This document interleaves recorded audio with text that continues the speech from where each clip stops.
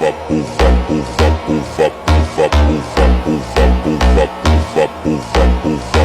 আপনি কি করলেন? কাপড় ইস্ত্রি করতে জানেন না, ইস্ত্রি করেন কেন? আমার এত শখের একটা জামা আপনি পুরাই দিলেন। কি হয়েছে? এমনি টাকা আছেন কেন আমার চেহারার দিকে? কোথায় এই দোকানের চাচা? কোথায় চাচাকে ডাকেন, চাচাকে ডাকেন আপনি। কি মা, কি হয়েছে মা? কি হয় নাই সেইটা বল। কোন ধরনের পাগল পাগল রাখেন দোকানে? হ্যাঁ, কাপড় ইস্ত্রি করতে জানে না, আমার এত শখের একটা জামা পুরাই ফেলছে। তুমি কিছু মনে করো না মা, ও পাগল ছাগল না, ও আমার ছেলে, অনেক ভালো ছাত্র, এবার ইউনিভার্সিটিতে চান্স পেয়েছে। কারে পাগল ছাগল বললে? হ্যাঁ, আপনারা পাগল ছাগল। আপু, তার মানে আমি গট আর তুমি ম্যাড?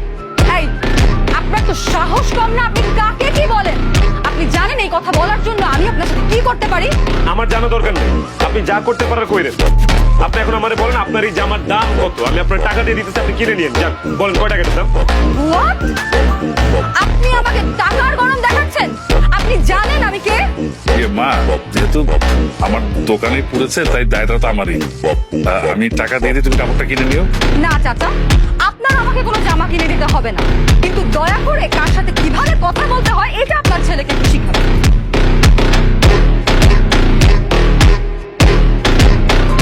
এই ছেলে, তুমি এখানে কি করো? কাপড় ইস্ত্রি করি। কি?